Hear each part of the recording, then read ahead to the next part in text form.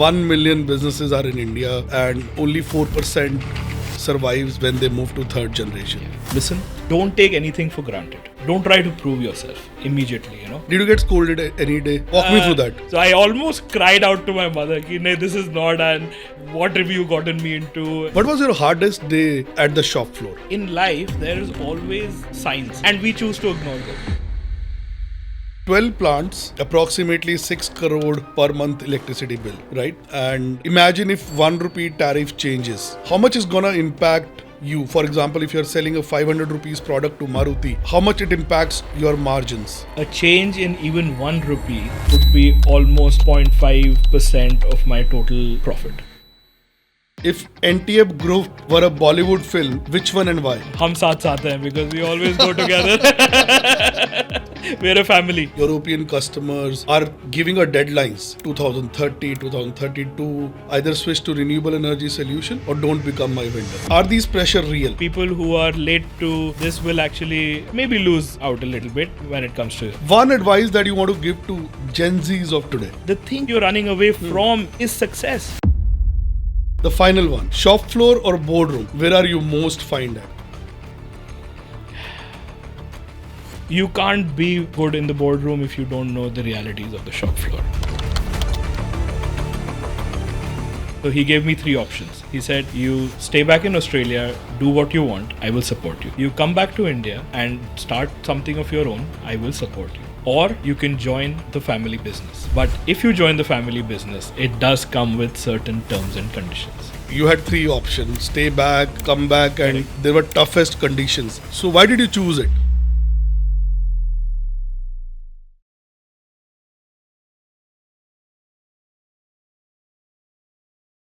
Three things. Today's episode, 3 things you will know, you will learn that you thought is already settled in your life, but it wasn't. Number 1, legacy is not gifted. It needs to be earned. Only 4%, yes, 4% of family businesses thrive to third generation. Reason? Never the money, not the market. It is the ideological differences. Naman father said, come in office 9 a.m., leave only after 6 p.m., eat with the workers in the canteen and no AC for you. He surrendered to him. He agreed to what he said, and today he is most proud and embraced that learning that his father told him. Rich family is equal to automatic privilege. This episode totally destroys that. Watch it if you are a father for your son, and if you are a son for your father. Legacy is earned on shop floor. Opex, not a Capex. Even a Bania agrees. I asked him, Opex or Capex solar? He said Opex without hesitation. A Bania, a Jain, a Marwadi agrees to it. He knows developer on the other side is making a money. He still said, let him make money, you go asset light and sleep peacefully. Google with billions in cash do only Opex solar. COVID taught us one thing. Fixed cost is the biggest enemy. Next time, when it comes to your boardroom, you exactly know what to say. Number 3, eat your past before your future eats you. Naman said something that I can't stop thinking about. Eat your past before your future eats you. AI is changing every day. What you learned last year, last month, yesterday, last minute is changing. No degrees, no playbooks, no processes matter today. Every morning, choice is yours. This episode is just a reminder. 3 takeaways, 1 conversation, 60 minutes. If this is something you want more of, hit the subscribe button, press the bell icon for more such inspirational stories. Naman Jain, Director, NTF Group. Let's go. 2012, Perth, Australia. Your father said, I have a legacy business. Join it or do your own business in Australia. What was exact thing that was going in your mind then? So I was in my final year of engineering at that time. And my father, in fact, came all the way to Perth from India. And he said, I want to have the talk. I was very nervous. I did not know what to expect. And so he gave me 3 options. He said, You stay back in Australia, do what you want, I will support you. You come back to India and start something of your own, I will support you. Or you can join the family business. But if you join the family business, it does come with certain terms and conditions. So, first thing, discipline. I have to reach the office at 9 a.m. I don't get an AC cabin. I have to eat what everyone eats in the office canteen. And it has to be same as any other employee. No perks. So, being the young entrepreneur and, fresh out of Australia, of course, I had so many ideas. And, you tend to be a bit rebellious also. Yes. So did I, let's say, try to breach the boundaries? I did. So one day I was, previous day I was with my friends. I got late. Next day morning, I reached the office at 9:10 a.m. But before that, which option did you choose and why did you choose that? Interesting. So I was always fascinated with cars. So I wanted to do something in automotive. I did think a lot about staying back in Australia because many of my friends were doing it. But I think, when you have such an important and, a growing business back at home, so it obviously makes sense that, you go back, try to create something, try to, make it better. And to be very honest, the business was started by my grandfather. Being in a family business. When was it? He started in 1984. Okay. And soon after, my father also joined. So, every day our dinner table is like a boardroom. So I was hearing so many conversations, with my father and grandfather, and sometimes, some other people would join us. So it was very interesting, very intriguing for me. And that's where all this started. I should do something. I want to do something. But one thing I want to say that my father, I never had the pressure, especially being the elder son in the family, you have to take the legacy forward. I did not have that pressure. But why did you choose it? Like, you had three options: stay back, come back, and there were toughest conditions, right? You were not prepared for it. Yeah. You're getting into a tough situation because carrying that legacy forward is not easy, right? So why did you choose it? So walk me through that. What were you going through? Like when your father came in Perth, that day, the moment, right? Fresh out of college. Walk me through that.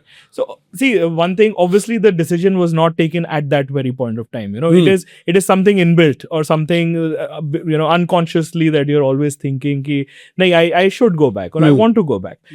But also I realized that, India was one of the very few countries at that time which is actually a growing economy. Otherwise, India and China were the only ones which were doing well. So if you're not part of that growing economy, you're just competing against the, masses. So if I have to do something of my own, make a name for myself, or not just for the family, so then it makes sense to come back. And there's already a platform. So not many people get this opportunity. So when your father said three things, 9 a.m. and eat in canteen, no AC cabins. So was he your boss or your father? And how did that relationship change from a real boardroom in office and at dinner table? Because these are tough relationships, right? You same human beings, two different kind of relationship, boss and then, father. Correct. Like it makes me remind of a Dangal as a movie, right? So how was that role? No, it was not like Dangal. It was not like Dangal. Not like Dangal. Yeah. So his only point was discipline, right? That if you have to work, you have to do it. You can't take anything for granted. It is not handed to me on a silver platter. I have to also work my way, through the ladder. But yes, I do have a fast track. Unfortunately or fortunately, I have that, privilege. So it comes with a lot of responsibility. Now, whether it's a boss or a father, he also switched roles. Today, I'm a father. Sometimes I'm strict with my son. Sometimes I'm not. It actually depends on the moment. I'm sure same with you. Did you get scolded any day? Yeah. Walk me through that. What was it? Why did it happen? Let me tell you in a different way. So there were a lot of times I could not direct. It happens. You don't say a lot of things directly to your father. So I remember one day, I remember Saturday. So we were a 6-day working company. I mean, manufacturing is 24/7, 365, but Saturday 5 p.m. and I called my mother and I'm like, I've been sitting in the office for more than 2 hours and he's still in meetings. I want to get out, what to do. So one thing we also had very clear, we would always go together and come back together. Okay. Very rarely it would happen that either he's traveling or he's not there, that I would actually go by myself or something, because that actually builds the relationship, culture, and you learn a lot. So every day evening I would come back with him. I had no other option. Now this day, even on a Saturday, 5 p.m. And I could see from the aura of the meeting that it would go on for another few hours. Okay, then so I almost cried out to my mother, "Ki, "Nee, this is not, and what have you gotten me into, and this is not this thing." She called my dad straight away. Meeting itself. Straight away. Okay. And she said, "Ki, Naman is not satisfied, or he wants to go back. So." Bacha hai, let him go. So my father said, I never stopped him. Okay. If maybe he's feeling the pressure, but from my side, there's no pressure. If he thinks he's finished his work, let him go. Or the car can this thing. Now that, and the same thing was then narrated to me. Now that is a decision that you have to take. Right. That what matters. So. And that time, I don't know what was. So I decided not to go back home, but I decided to just go and join the meeting and sit there and, listen and learn. So these are some of the things which actually give reassurance, and in a company, and especially, a sizable company which is growing, it's not just the father. There are many other people there. Right. So, if we have 1,000 people, that means there are 2,000 eyes on you. And especially being the young kid in the block, everyone is watching. What are you wearing? What are you saying? Every word counts. So, on this, I want to understand, let's say when there are people, your management team, your father being the boss, you being the youngest, right? How was he treating you? Like, was he treating you as a colleague, or was he biased towards you as a son in a professional setting? Any moment, can you walk me through that? So, firstly, I would say in the beginning, it was a mentor. So he was a mentor. He guided me through every way. He said, when a senior person comes to meet you, stand up, greet him, be the first to say good morning or good afternoon. As if you were talking to your senior. Okay. So first you have to learn from them. Only then you can actually, because he told me straight up, he said, you may think you've done a very excellent education from Australia and you know everything, but trust me, the reality is far away. Right. So try to learn from everyone, respect everyone. And now I understand, why, and because I got a lot of wisdom from everyone. I did learn. So yeah, so initially he was a mentor and he guided me through every step. How to sit in meetings, what to say, when not to say anything, but just sit in meetings. When we're going to customer, how, what type of etiquettes or how to behave. We went to Japan for the first time, and Japanese culture, as you know, is one of the world's best. So there also, I think he took me to Japan when I was still studying, when I was still in Australia. So just to, as a personal growth. Not even thinking that, you would join my business, but when you see that type of a culture, you grow personally. So coming back to your question, yes, I was guided. He was sometimes a boss, sometimes a manager, a father, of course. He does have a very nice heart. So yeah, whenever he thought he was, even during meetings, sometimes things do get heated up, but after that, he would sit, talk to me and make it calm. Okay. Yeah. So, like third generation business, 1 million businesses are in India and only 4% survives when they move to third generation. Yeah. So what are the 3 things that you want to tell those third generation entrepreneur that 3 mistakes you did, you learned it. What are the 3 things that you want to tell them so that they learn from your journey? You made it successful, Right. right? 1200 crores you are hitting this year. Yeah. I think probably this is 4x or 5x when you actually joined, Yes. right? And there are a lot of changes that you brought in your organization. Yeah. So it's successful. Yes. So what are the 3 things that you want to tell to them? Or what are the 3 mistakes that they should avoid? Well, firstly, I think it's too early in my years to actually give advice, but still, if you ask me, I think most important is to listen.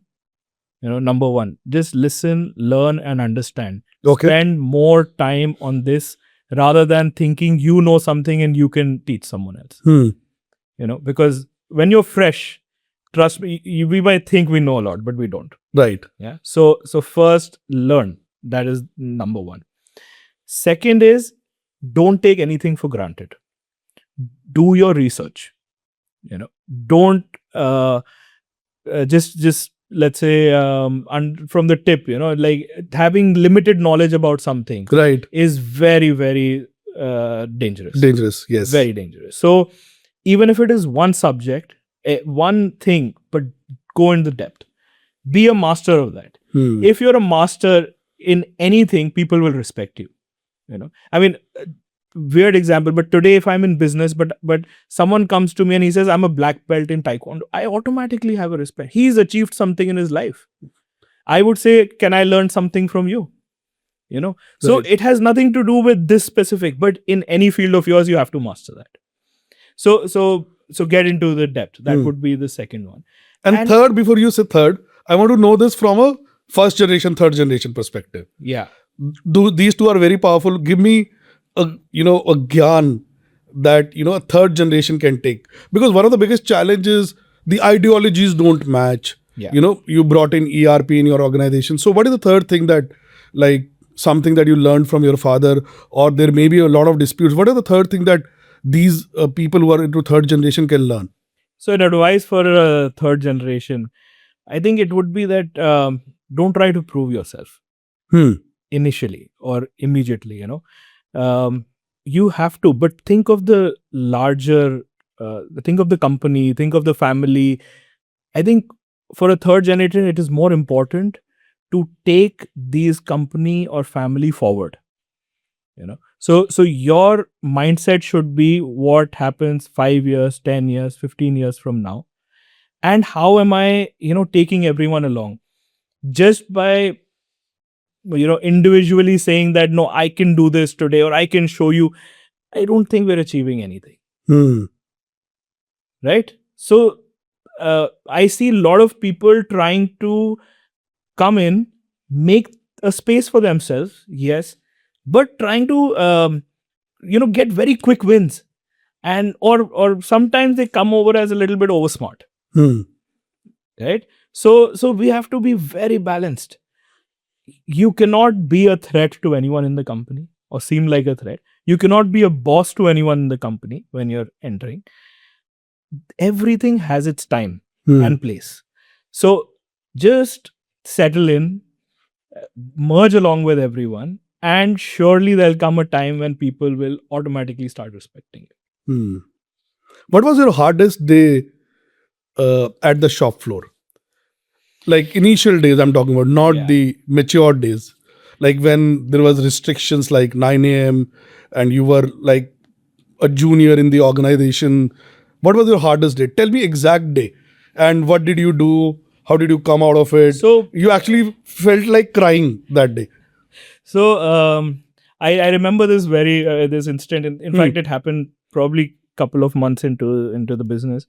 So this day, one of the our machines broke down. Okay, and automotive is a very ruthless field. So, for example, we are supplying to our customer. We're supplying 48 trucks every day.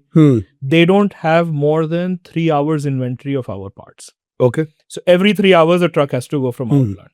Now imagine if a machine breaks down. Okay, so you're stuck. Right.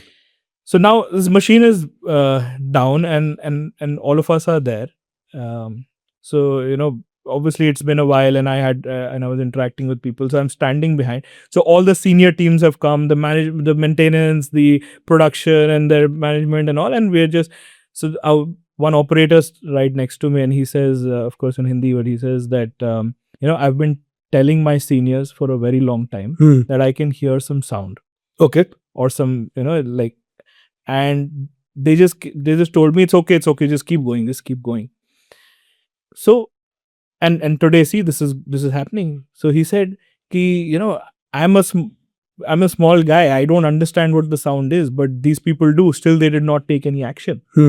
So that night, I think it took almost 6-8 hours for that machine to be fine. But because even I was part of that, I stayed back. So, it's quite late in the night, I think 10 or 11 o'clock. And, we called for dinner there. We had dinner with everyone. So everyone's sitting there just trying to fix it. But it was, so when you said toughest day, it was because I think it was a summer day. I don't remember the exact time, but there are no AC cabins. Yeah, no AC cabins. So it must have been 40 degrees in the afternoon, or even in the evening, 35 degrees, we're sweating. So, I clearly remember that by the time I got home, I was so, drained out that I could have easily taken a break for 2-3 days after that. But next day morning, when you go back and you see the energy with everyone there, and you yourself, yesterday I had a crazy day. No, this is normal. This is what you have to get back. You have to get back into this thing. But that made me realize a very important thing, that, not just on that machine, but in life, there is always, signs. Right. And we choose to ignore them. Yes. Whether it's your health. I mean, sorry, I know I'm saying that, but everyone, you actually have signs of whether it's something in your work, whether, to do with health, food, anything. Right. But we just choose to carry on with our lives. And one day something big happens, and then, all of a sudden you realize what's going on. Right. So this was a good lesson that I learned at that time. Right. You said, eat your past before your future eats you. Now tell me honestly and authentically, when did you realize this in NTF itself, the company which your grandfather built, that NTF has to eat itself? So, again, like, see, the world around us is changing. People are evolving. I mean, we have heard of the stories of the company who invented the film camera but could not evolve into a different, like this. There are so many. The company who came up with Nokia, so many examples. Yeah, I don't want to take names, but yes, there are so many examples. So when you're actually making a plan for your company. But which year did you realize this? That so I think NTF has to eat itself now. I think, no, this is a realization I have till today. Oh. This is something that I think in my company, this is my only job. Okay. Really, absolutely my only job is what this company, this industry, my area would be doing 5 years, 10 years, 15 years in the future. Because I want sustainability, I want sustenance. Right? Even today, I mean, when I joined the company, we had different challenges. Today, we're in the midst of an EV revolution. The composites lightweighting is going on. We see AI, we see humanoids. So there are so many challenges that we see ahead of us. So even I am thinking, even today, I have to evolve. We cannot be doing what even we were doing last year. Right. So I have to change the way I'm working. I think all of us have started or inculcated AI in our lives now. Yes. Yeah. Yes. It can be as simple as asking questions on any chat GPT or yes. Right, to actually making your presentations or having an assistant with a chat bot and things like that. So this is, I think, within a year, maybe a year, more than a year back, we were not doing this. Right now, imagine what will happen. Whenever you're like implementing new thing, I'm sure there must be a conflict between what you want, what your father want. It worked for him. He's also right. Absolutely. It may not work today, or your ideology is different. So how did you handle that situation, and what was the exact situation? What is the you said conflict happens every day, right? But how do you handle it? Yeah. So I'd like to. It's not really a conflict, but let's say difference of opinion. Okay. Okay. And which is very normal. For him, it is more coming from his wisdom, from stability, from a point of view of not taking maybe too much risk sometimes, and how things are going. From my side, it can be a little bit fast paced, that we should change this, we should do this quickly. Let us move. I want let to know us- the example here. Yeah. Risk So- versus fast pace. So I think a classic example was when we were let's say re-implementing our SAP. Hmm. Okay, we were doing the ERP system. So so we have been working on SAP for a long time. And Okay. in fact, my father and they only created the base system for this.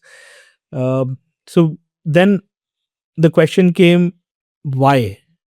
Why do we need to reinvent this, or rethink of re-implement the SAP? Is it a requirement? Is it a, let's say, compliance, or is it a requirement from someone, or we just want to do something by ourselves To do better. to do better? Hmm.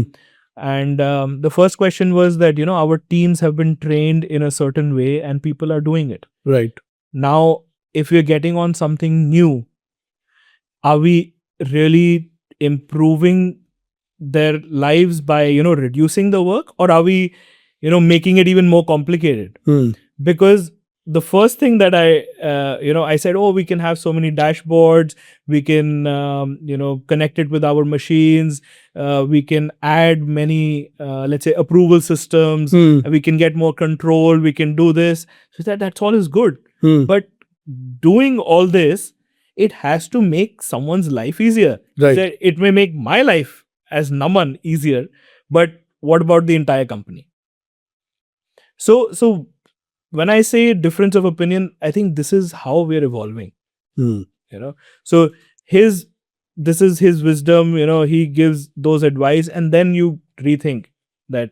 Of course, I want to do something, but it has to be done in a different way. It cannot just be straight and simple like that. Yeah. So when you implemented this SAP, ERP Yeah. in your organization, I'm sure whenever things change, there are resistances, Yes. right?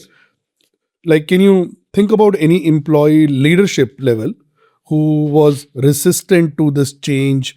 What was his point of view? Did anyone quit? Any story that you want to share?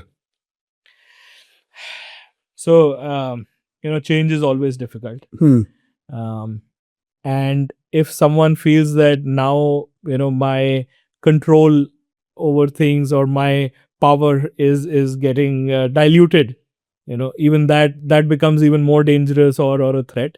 So yes, we did have in fact an instance like this.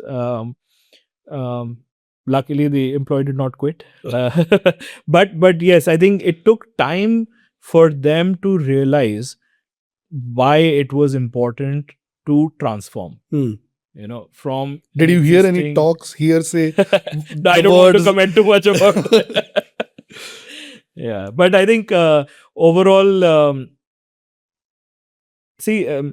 like I said, so change is difficult because you have a fear that today I am in control of what I am doing.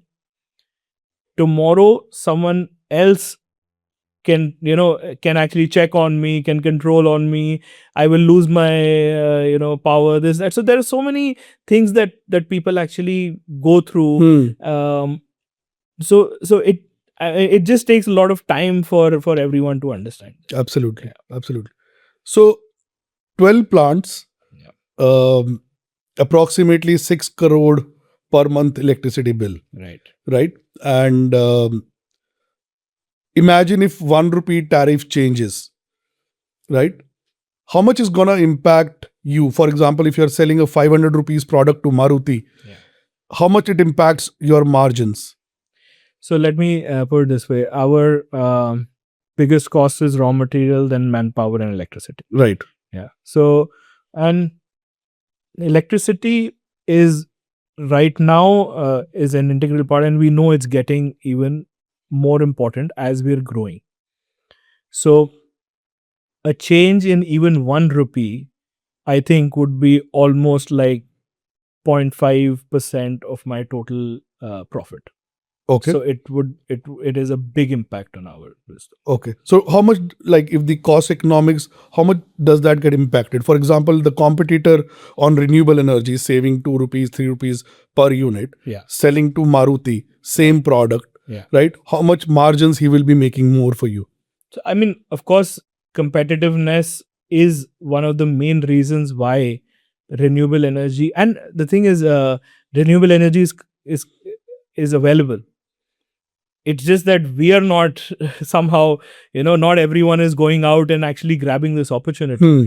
So it is, if we see what all we can control. So Hmm. we cannot control the raw material prices. Right. Yeah. We cannot control our selling price. We can control our cost, but Right. manpower cost, so labor cost is increasing every day by day. The only thing that we can actually see which is going down or can go down with efforts Hmm. is electricity cost. Absolutely. So this is an area where we must act upon and have to act upon. In fact, sometimes I feel we're already late and we should have done it even faster. Right. So what I know is like you have done roughly 2 rooftop at your Nimarana plant, Manesar plant. Yeah. And can you just take me to the days when you were actually shortlisting the solution provider, the developer, Yeah. right? What were you struggling with? How did you shortlist them? Like everyone says, I'm P bagged. I have 1,000 crore in my balance sheet and look same. Like, how did you shortlist them? Any did you do it on guts or did you actually do some diligence? Can you share something insights? So, I mean, selecting a vendor or a partner for solar for us is very similar to how we do even, we purchase different materials Okay. or any other thing. I think number one for us is trust. Okay. Yeah. So we see their record, we see how well we get connected as a person, and that's how I think I connected with Yes. you quite well. Yes. So this relation is more important because ups and downs will come in everyone's life, everyone's industry, company, or a project that we're Absolutely. setting up. Absolutely. It is that how you can get through it.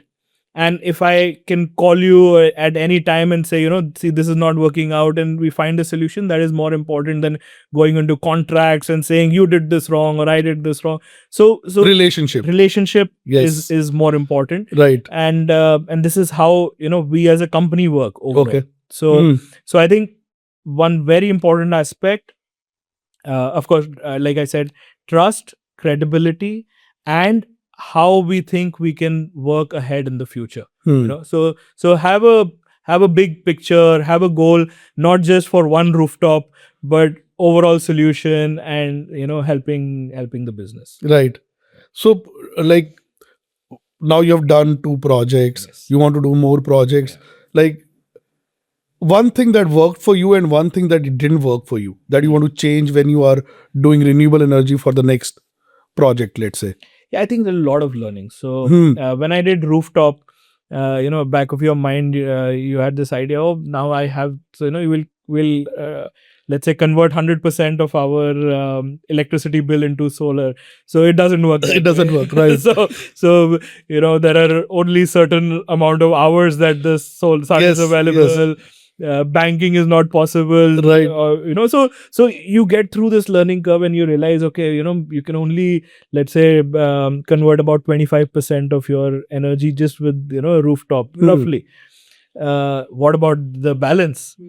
So now while going ahead, we are looking at different solutions. We're looking at open access, and this is where I feel that we can combine a lot of and get a lot more output. Right. And then in our Gujarat region, like you suggested, we can also combine with wind. Yes. Solar and wind, have a hybrid solution. Right. So I think there's a lot more available there than we think is there for just solar. Yeah.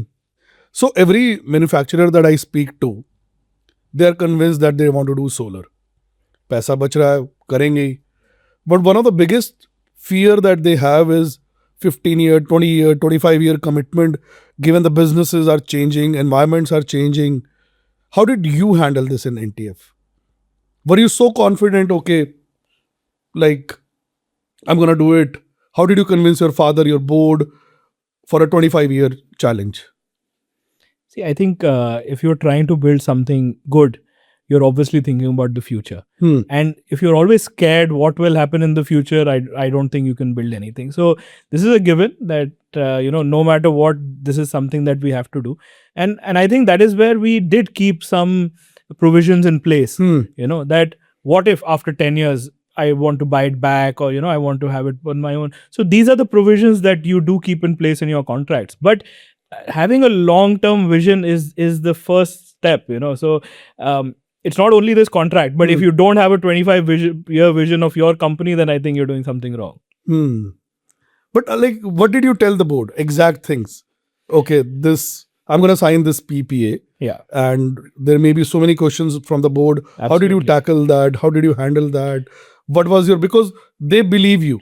Yes. They believe your conviction. How did you translate that conviction? So I think there were obviously a list of questions and barriers that we are. So first is on solar itself. What type of cells are we using? Is it China made? Is it India made? How do we know that these solar panels will survive the 25 years? So those are some basic questions that you come to mind, which people like you help us out with those type of things, give us confidence in that. Then come to the economics of it, that how much benefit is it actually getting us? What is the committed benefit versus actual? So there'll always be a delta there. Are we still, does it still make sense, right, if it goes 10% higher or lower, or those type of dynamics? And then finally this question of long-term commitment. So I think there, like I said, it was very simple that right now, and the reason why we chose to do it like a PPA or an Opex model was also that today I don't know solar. Right. I know my business. Okay. And someone knows solar better than me, that is for sure. Right. So let them run it. Let them run it, and they maintain it. They know the in and outs of it. Okay. And I consume it as a service. So as long as that is happening, I at least have some this thing, peace of mind that they're managing it because they also want to make money. So it is not just me in my business, it is his business as well. So who initiated solar in your organization? Is it you or your father? No, I don't think it is. After a point, things don't be a single man dependent. Right. Okay. So it is always a committee. And yes, this proposal was kept in front of the committee, and there's a reason we started in Nimrana, which is in Rajasthan, because there the sun is there for the the maximum in the country. So we said, let us try it here. If it works well, we'll duplicate in all the other plants, and it did. So that was the decision that was taken. Right. So I meet a lot of families, Jain families. They have a strong financial acumen, and one of the things that I've seen, especially doing rooftop solar, is कि मैं अपने पैसों से लगाऊंगा. I want to own this up. Whereas you have a very different mindset, right? And one of the reasons that they say that मेरे पास पड़े हैं करोड़ों balance sheet में, and I'll put it on my own. And versus if we see Google, who has $1 billion of cash, they don't even do a single project on Capex. Correct. Right? The mindset is similar. Someone who's expert, let them do it. You are not. So don't try to be the one. Yes. How did this happen? Like, your father also believes in Opex, or he also he's like traditional, no, apna paise se lagayenge? So, it's an excellent question, and you're right. Not just about Jain community, but let's say there are more communities like that. There are Marwadis. There are, more communities which fit into the same thought. So this has been the mindset, and I think our elder generations and people still believe in it. But what I realized is this COVID was a big shift. Okay. How? When in COVID, everything stopped. Hmm. What was the only thing we were looking at? It was a fixed cost. Right. Because that is the only, let's say, Hmm. out of pocket expense that you're actually doing. Any variable cost, Right. you can reduce, Right. you can change, you can adapt, you have a flexibility.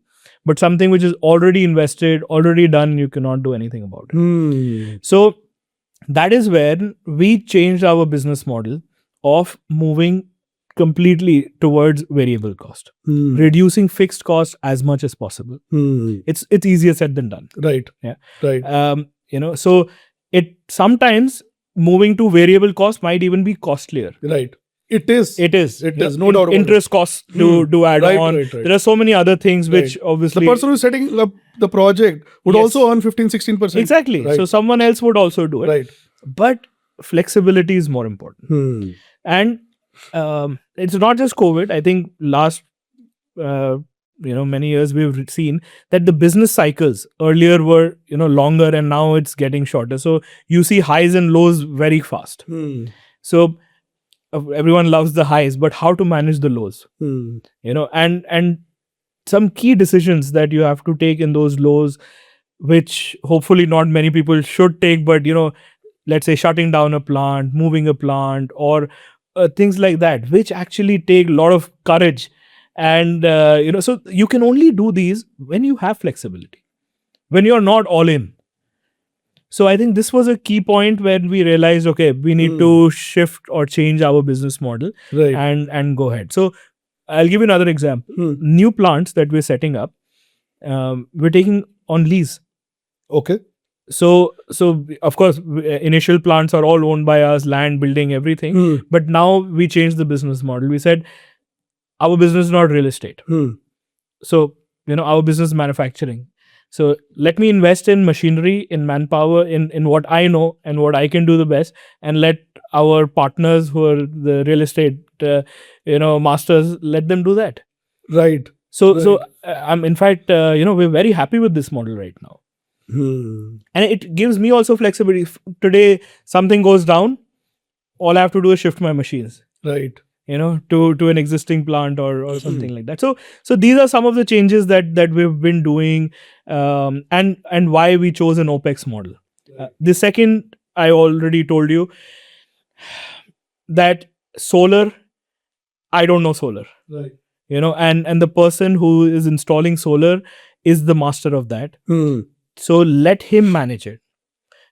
If, for example, I were to buy solar panels, I don't know which make I would buy. Right. I have absolutely no clue what cells are being used, what type of, where it is importing from, how the integration is done, how the maintenance is being done. Right. So I have to really do a lot of research and in-depth knowledge. I have to create knowledge in my own company to manage it. That itself, I think, is a bigger cost than letting an expert manage it. Right.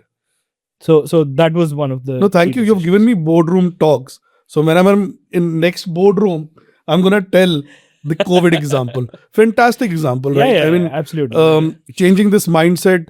Like I keep hearing 2.5 crore रुपए का per megawatt solar लग रहा है, right? And when I'm converting per unit, it comes to around 3.5 crore or 4 crore. Why should I pay a crore more, right? But the peaceful nights. Yes. Right, is far more valuable than paying this premium. Yeah.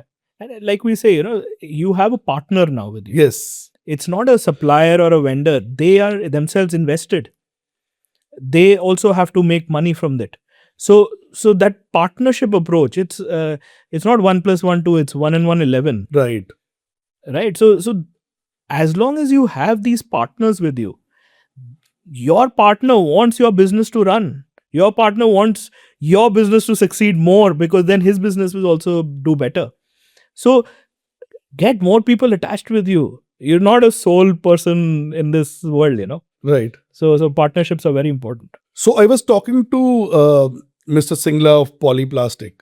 We were doing this podcast, and one of the shocking things that he brought in the conversation, that all of his customers, especially European customers, are giving a deadlines 2030, 2032, either switch to renewable energy solution or don't become my vendor.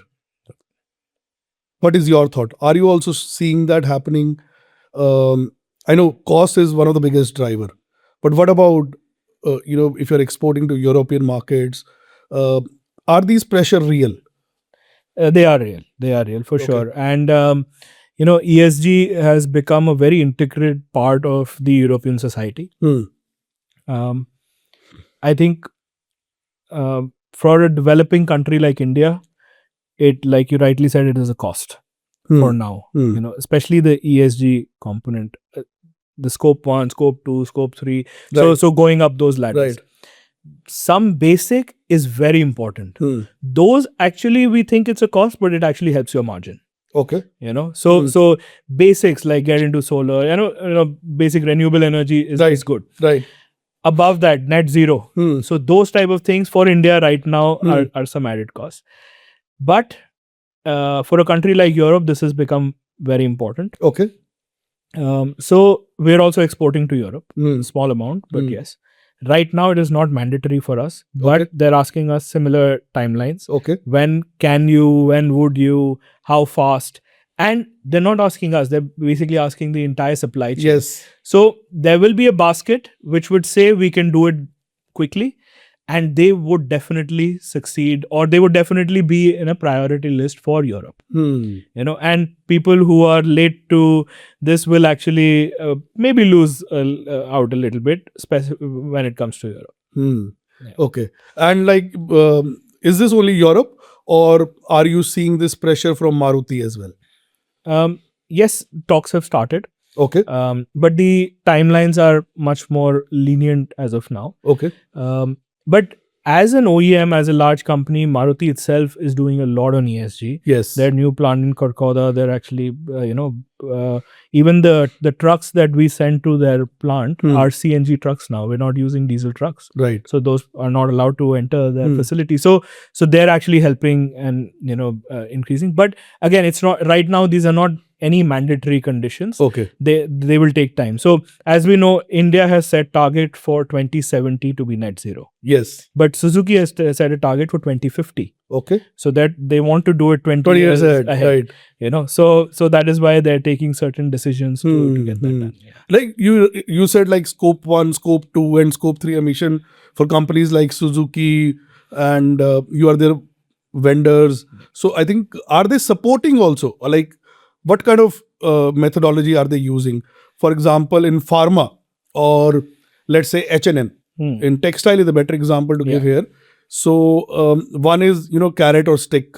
So one is like ban kar denge agar renewable energy nahi kiya to. What H&M is doing is, go ahead, do renewable energy, 26% equity I'll give you, and at a cheaper interest cost. So are you seeing such kind of thing, or you want to tell on camera to manufacturers that, okay, support us from No, I think it is.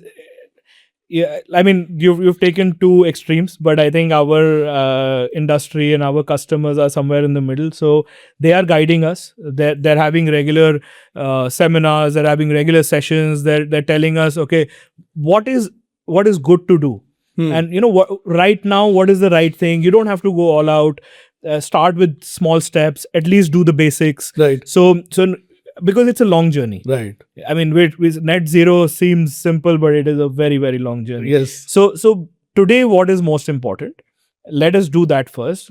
Have the basics in place, and then grow on. So they're sort of mentoring us, and that's how we're implementing these. Okay. Yeah. So Europe, you are selling. Japan, you have JVs. Yeah. China, you are buying from. Yes. So 3 different worlds altogether. Absolutely. Right. Share some insights, your own personal experiences. How is it different dealing with them? How is it different having coffee with them, having chats with them, and of course the business with them? Yeah. No, I think firstly, I mean, I feel very privileged to actually work with so many different countries and cultures and learn so much from them. Every culture has a lot to learn from. Especially Japan, I feel this is an excellent and every time I go there, and I do visit quite often, but every time I go there, I'm just wowed at that country. Right. Um, they would always trust you Okay. straight. Okay. They would believe in you until and unless you break their trust. Okay. And they would actually take their time. Give some example. So, I mean, when you're actually going in for so one of the companies we signed the joint Right. venture with, we actually got in touch with them in 2017. And we told them that, the basics, India is growing, Yes. Indian market is growing. Yes. So, and in, let's say our industry, car volumes will be this much in next 3 years, 5 years, etc. They noted that down. I met them again next year. Every year I was asked the same. So you told me last year that this year the numbers for the industry will be this. How much are they now? Okay. So they're not testing you. They're just saying that, are you really, saying the truth, or do you know what you're saying? And just simple, the simple assessments that they're doing. Even they can Google it. Even they Right. know how Right. things are. You know. But this is how step by step they actually build their trust. That some things that we Indians have little bit in us, of overcommitment. Right. Or Delhi mein zyada hai. Delhi mein. So if I ask you, can we do this? Today, let's do it. I'll get it done tomorrow. And Right. it takes 3 days to get it done. Right. So this type of culture actually is only there in India. It is very hard for someone in India to say no, especially a business opportunity. And when we sometimes go to Japan or Germany for that matter, and we say we're very excited, customer asked us, we need to build this, let's do it together, and they say, sorry, we can't. And we're like, how can you deny a business opportunity? Right. So in India, this is the culture ki we'll do anything. Hum ulta lat jayenge, but we'll ensure that the customer will business has to grow. Right. But this is not how people work elsewhere. And we realized, they have a very long vision. They have seen this ups and downs. They also had a boom, whether it was Germany or Japan. They had a time and golden period, golden era. Right. But now they're in this stable phase. And they have a lot of learning from those times. So like I said... so Japanese is trust. Japanese is trust. European is contract. European is pen and paper. Okay. What is written on the paper, each and every word would be followed as it is. Yeah. But... which law they follow? English law?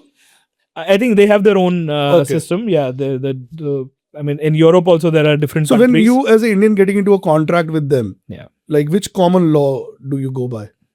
So, I mean, every country has their own law. The contracts are written in English. Okay. Yeah, but they have, so it'll based on, let's say, Germany or Spain or Italy, depending on where you're doing business. So give me example for Europe as well, like by contract.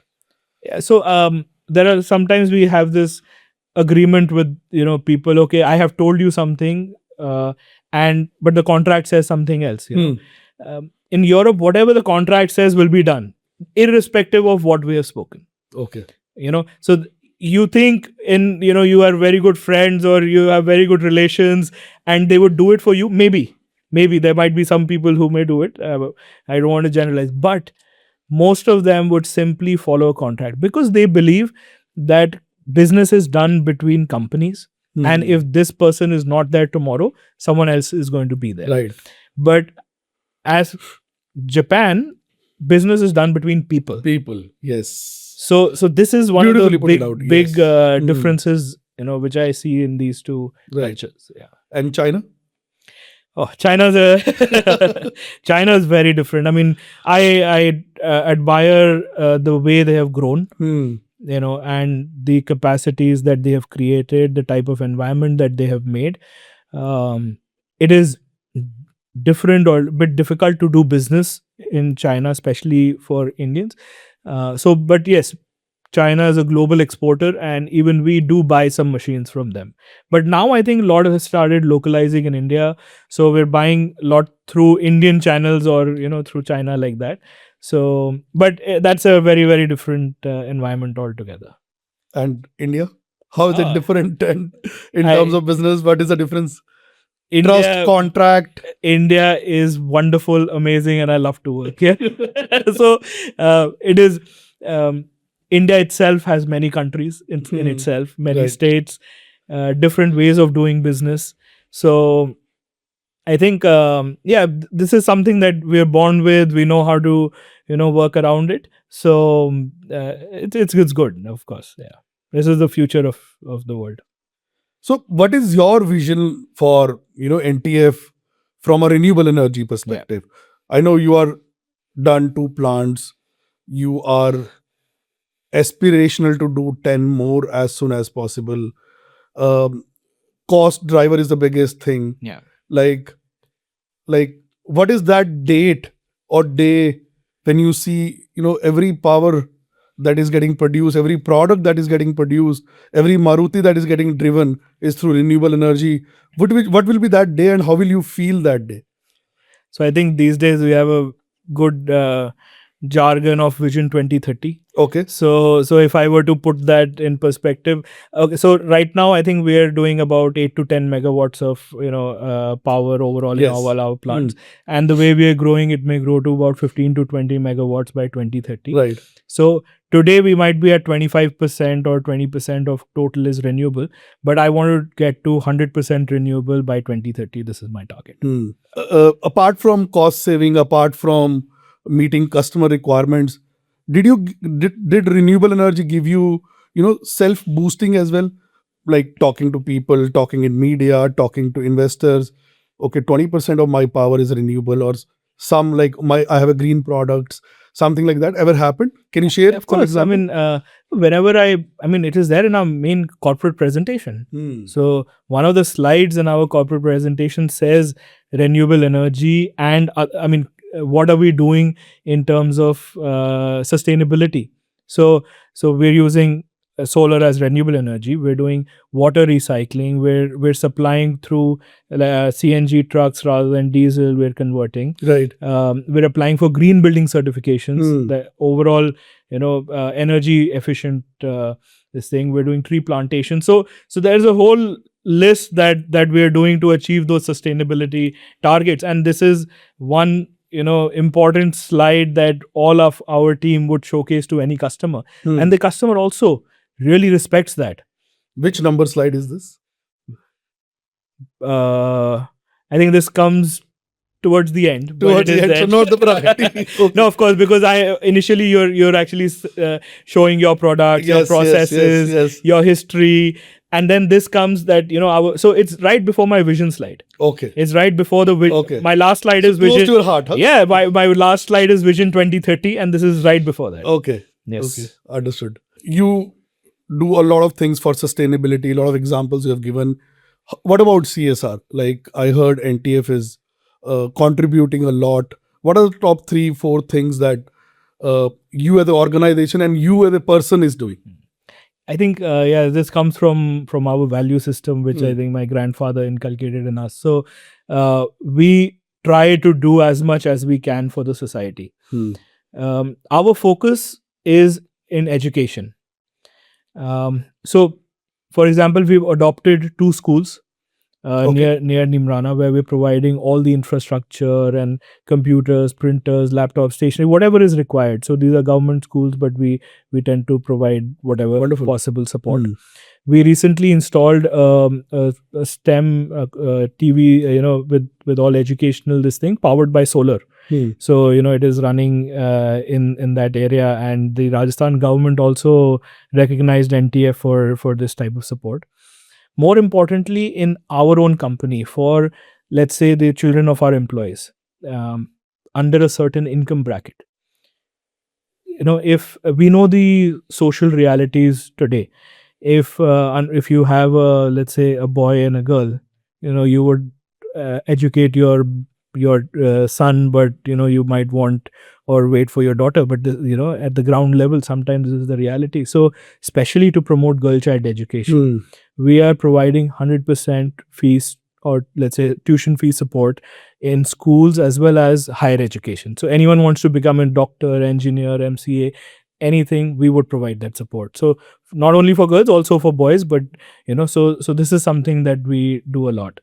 And we, I mean, as NTF or as a family rather, we believe that any support counts. It does not have to be money. Right. You meet someone, even if you give them good advice, that is also contribution to society. Right. Sometimes people don't know what to do, where to go. They may not have the access that we do. And just the right advice can change someone's life. So I always tell everyone that any day, every day, try to enrich one person's life and your entire world is made. Absolutely. So nice of you. So it's really good to know the man behind the machines. And I really want to take the man out of you, the real human being, right? So we want to do some rapid fire questions with you. Sure. And be honest, be authentic, whatever it is, just give an answer. I'll try and it my is best. just to bring out the emotions, real you. So Sure. Yeah. shall we start? Yes, absolutely. Okay. Maruti Gypsy or Maruti Swift? Which one actually built NTF? Maruti Gypsy, of course. Okay. And why? We made the first hardtop of the Gypsy at that time, and it was quite an iconic product for which NTF was known for. So yes, from the bottom of my heart, Maruti Gypsy. Okay. One thing your father was right about, but you refused to believe for few years. I think discipline. Initially I did not understand why he was so bent on me being there at 9 a.m. or those small things. But now I realize that actually shaped me as a person, and it really mattered. Discipline and humility. Be humble. So these are some things that initially it's difficult to accept, but I did. Yeah. Okay. Japan or Germany? Whose quality standards are more painful to meet? No, I think both are If you have to at pick par. one? If I have to pick one, then Japan. Okay. Yes. And why do you say so? Japan does not, although has a set standard, but their word of Kaizen, which means continuous improvement. So if you've achieved something, it's not enough. You have to continuously evolve and keep improving. So your expectation is always going higher. Your electricity bill before solar at Nimrana and Manesar, give me one number. The bill amount, I think it was around 60 or 70 lakh rupees if I'm Okay. And before, after?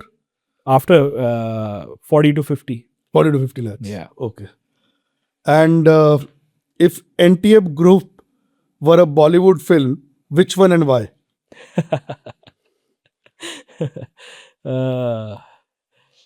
Hum saath saath hain, because we always go together. We're a family. Okay. Nice one. And like e-meeting or physical meeting? No, physical meeting. For Why? sure. Tell me why. No, I like to feel the vibe of the person I like to meet, and physical any day. Of course, you can have just an introduction if you want to save time, and few things you can start off with e-meetings, but until you're there and body language, a lot of things are there when you meet physically. So for sure, physical meeting. So work from home, work from office. Work from office any day. One advice that you want to give to Gen Zs of today. They are on Instagram, like so much so that they even, sleep, eat, breathe, do everything there. Yeah. So one advice you want to give it to them. I think it'll be hard work.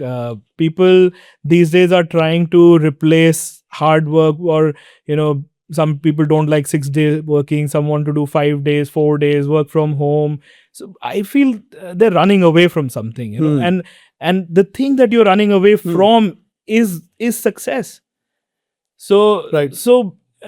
You have to chase success. Success will not chase you. So that hard work is very, very important. Nothing substitutes hard work. And one thing that you want to tell 18-year-old Naman going to a college, one thing that you want to tell to that Naman.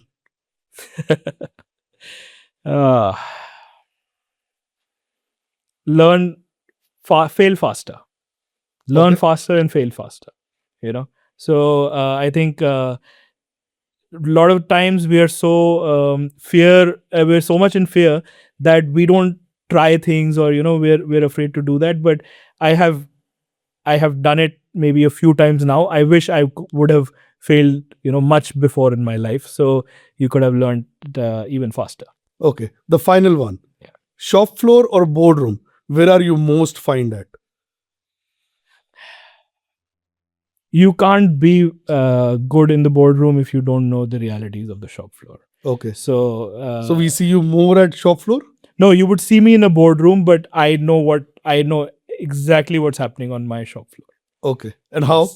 Well, nowadays through IoT, Industry 4.0, and there are so many, or through reports and this thing. But until and unless you know the reality, your decisions in the boardroom don't matter. So you must know the ground down realities to actually take right decisions. All right. So thank you, Mr. Jain, No, thank for you a coming lot over for- this podcast. Really nice interacting with you, and looking forward to stay in touch. Thank you so much. It was a pleasure. It was my first podcast, and you made it very easy for me. So thank you for being an amazing host. Yes. Thanks a lot. Thank you. Good. All well. Thank you for coming. Last night I read your story when your father said, या तो आ जाओ या अपना घर पर.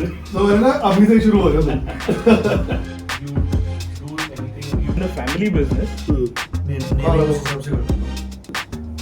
was resistant to this change? to realize why it was someone else can actually check on me. Good, Jain sir. Thank you Very so much. बहुत अच्छा लगा. हाँ. This is good.